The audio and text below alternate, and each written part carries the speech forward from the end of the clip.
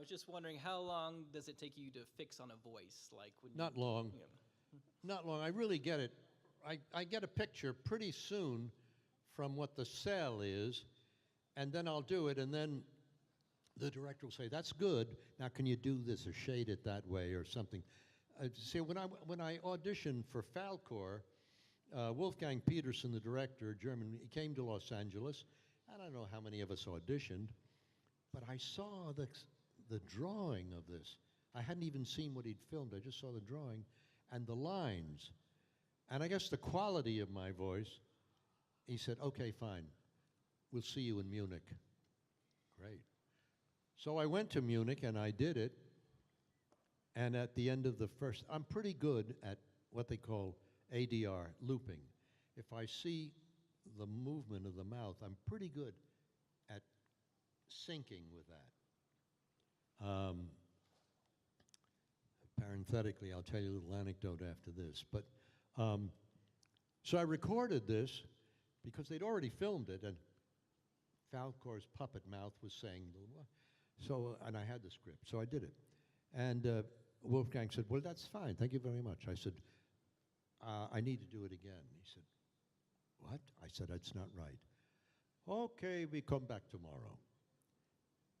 That's the version that you see. The first version was technically correct, but the second version had heart.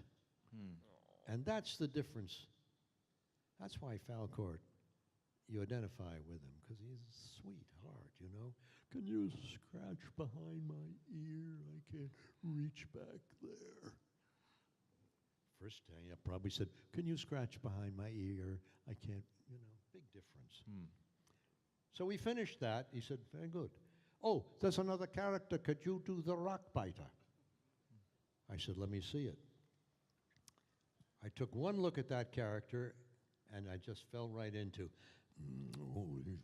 these rocks are so good. Oh, big hands. Oh, I love this. That was easy. Goodbye. "Oh, can you do Gamork?" I said, "Let me see it." So I did Gamork. And then I did another character. I'm at the door. He says, "Could you come back, Mr. Could you do the narrator at the back?" He got 4 voices for 1 price. Oh, no. That's all right. The bonus is what I see here right now. Aw. Thank you. Nice. I want to tell you an anecdote about looping and matching the voice. I'd done 3 Bonanzas. It was this Warner Brothers, planes flying over to Burbank, you know. They didn't have planes when we were doing Westerns, so we had to go in and re-record it. And I was always pretty good at matching it, and Dan Blocker is there. He played Haas. He said, "Let me give you a tip, Alan. Next time you film outdoors, don't move your lips so much. It makes it easier to loop later." I took him literally, so if I'm doing an outdoor scene, I don't go, "There they go get them." I go, "There they go get them." Yes, sir. Maurice, my question is this. Me and my old dad used to watch some of your old He-Man cartoons, and one thing I always noticed was Skeletor always threw out insults. Was there ever an insult you wish Skeletor could have had, but weren't allowed, like it was too adult, or there just wasn't a place to put it? How about 50? Because one day Lou Scheimer said to me, "Why don't you make up some insults and we'll pick." I think there were 2 good ones. The other 48 wound up on the floor. Aww. They were really raunchy. Was there a gag reel somewhere that exists? Oh, I'm sure with it these? is. I wish I'd seen it. Me too. These are always too tall. I'm height challenged. I feel your pain, trust me. Hello, Mr. Oppenheimer. You've got plenty of fans here. Who do you, as a actor, voice actor, who's your favorite star? Well, I think my favorite stars are movie stars. Gene Hackman, Gene Wilder. One of them's right here today, Richard Dreyfuss. Boy, I saw him in a rerun of a movie the other day, something about where he was a professor. I thought he was just brilliant. George C. Scott was a favorite of mine, too. I have a few favorites.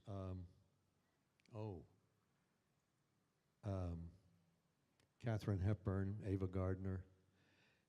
Not many from this generation, I'll tell you that. Mostly the old timers. I worked with Jimmy Stewart. He had a series for 1 year, and I guested on that. I just love working with Jimmy Stewart. Do you remember when when Jimmy Stewart ever appeared with Johnny Carson on The Tonight Show? Oh, yeah. He do the poem. Well, he was just so funny because Jimmy Stewart, he overdid that stutter, you know. It became his signature. So I remember him telling an anecdote about his wife Gloria and me. I thought, Jesus, Jimmy, get on with it. But he was a wonderful man. There were a lot of the old timers I loved, especially character men. I loved them, you know. If you could choose one of those people, like if you could go back in time and work with them, just one, who would it be? Oh, God. Hepburn. Hepburn? Yeah. And Cary Grant. Oh. Oh, yeah. Oh, man. They'd wipe the floor with me, but I'd be glad to be there with Oh, them. no. Oh, they were wonderful, wonderful. Yeah. Cary Grant, never saw him do anything that I didn't actually think was enchanted by. Wonderful. Yeah. Sir. Hello. One of the few things that can still get me to cry as an adult is the rock biter saying this line about his big, strong hands. I was wondering, while you were performing that, did you have a hard time performing it because it is just so sad? Good question. Good question. That's a very good question. And my recollection is not that I had a hard time doing it, but I understood the emotion of it. And that's probably why you tear up when you watch it. There's a lot of things like that where now I'm an open sore now. I cry at every now. But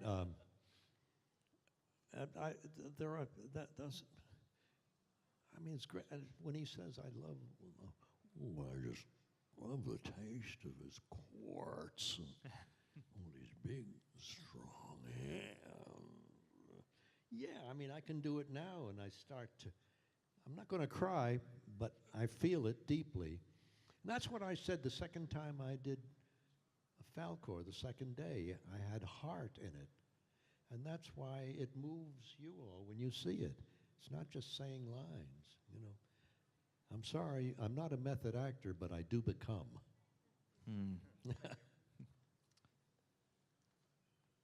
Hello, my name is Alex, and I have a quick, simple question for you. Out of all the lines that you've done in He-Man, which is your favorite? All the lines I've done at He-Man? Yeah, out of all of them, which is your favorite? Well, probably the insults, and they put them all together in a whatever, a DV, whatever it is on TV. They put them all together in 30 seconds or a minute, you know. I forgot them until I saw. I could write a book about what you don't know. You royal boob. He says, Skeletor to King Randor, come in, you royal boob. If you remember any of the others, tell me and I'll read them off for you. Thank you. Thank you.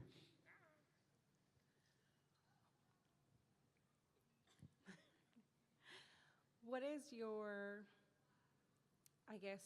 favorite either role or voiceover that you've done, and why, and your least favorite? I don't understand the question. What is your favorite role that you've done, and what is your least favorite?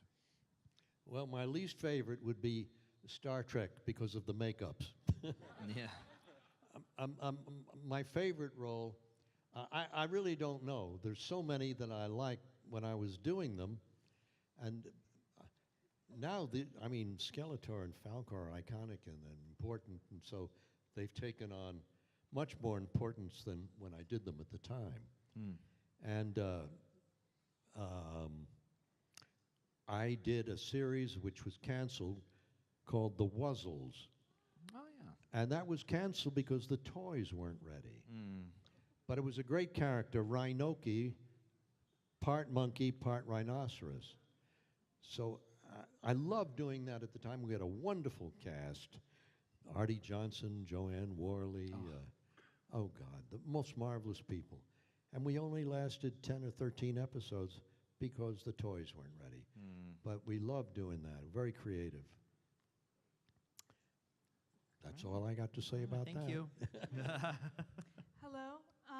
So in the He-Man She-Ra Christmas special, you kind of see a softer side to Skeletor. He kind of befriends this alien dog. So I was wondering, do you think that Skeletor can be redeemable? Like, do you think he can turn good? Well, what's his line? I'm not nice. I think that kind of describes him. In spite of himself, he's got a. So it's like what's his name? Scrooge. It's like Scrooge. It's what's based on, I suppose. Ah, humbug. Well, all right, send him. Yeah, send him a package of food. You know. So I guess Skeletor said something that was very nice, and then he said, "I'm not nice." No. You had to hold on to that. Thank you. Yes. Hi, I was wondering if you could talk a little bit about the experience on $6 Million Man. Well, yeah, I can. It's very strange that you bring that up. Lee Major's here today? I mean, I would work with him, and when the scene was over, he'd go to the backgammon board. And in 3 years, I don't think I said more than hello and goodbye. I'm totally uncommunicative. Richard Anderson, on the other hand, I had a relationship. But Lee Majors, I swear to God, I never said anything aside from the lines in the scene. So I had no relationship with him at all. Wow. Obviously, we didn't need each other. The show succeeded without us talking to each other. Yeah. Thanks. Hello. How you doing? Okay. When you got into acting, did you think that you were only going to do acting, or did the voice acting kind of come up out of nowhere? Or? You know, I came up afterwards. I was always a stage actor, and I'd done 10 years in repertory in Washington, D.C., and I'd done musicals in the summertime, and then I wound up in California because the tour I was on ended there.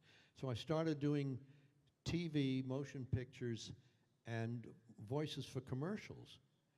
And then I said to my agent, because I saw a lot of my friends were going out and doing the beginnings of these all things at Hanna-Barbera. I said, well, I'd like to. He said, well, all right. I said, I want to do voiceovers for a commercial. He said, well, I'll tell you what. He said, I'll audition you, my agent said, and we'll send you in for some local stuff, not national. I said, okay. So I began to book that, and then I started to book national stuff, big national stuff. Years later, my then agent said to me, do you know how bad you were in the beginning? I said, no, but I think you're going to tell me. He said, you would do the slate like, hello, I'm Alan Oppenheimer. He said, when you left, I erased that, and I said, Alan Oppenheimer. He said, that's why you got the job. Yeah. And then, of course, later on, 1972, I think it was, my agent sent me up to Hanna-Barbera, and I met Joe, and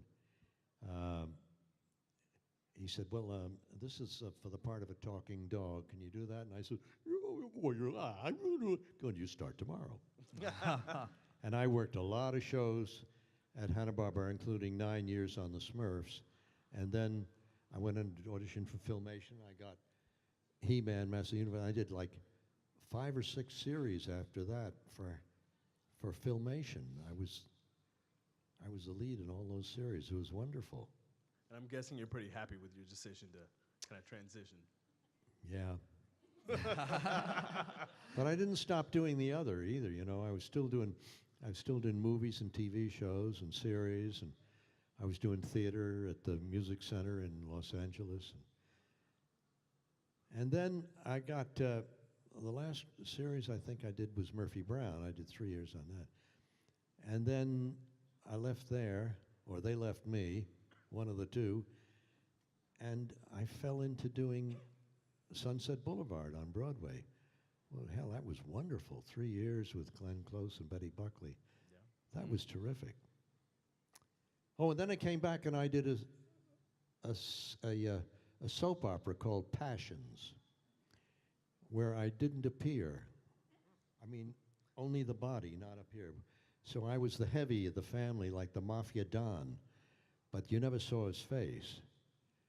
And that was very good. I loved doing that because I could just sit in a chair and read the lines. Yeah, no makeup. No, and I had a body double who was doing all of this, and I was telling everybody else what to do, you know. That was good. Wow. Completely opposite of I the. appreciate you.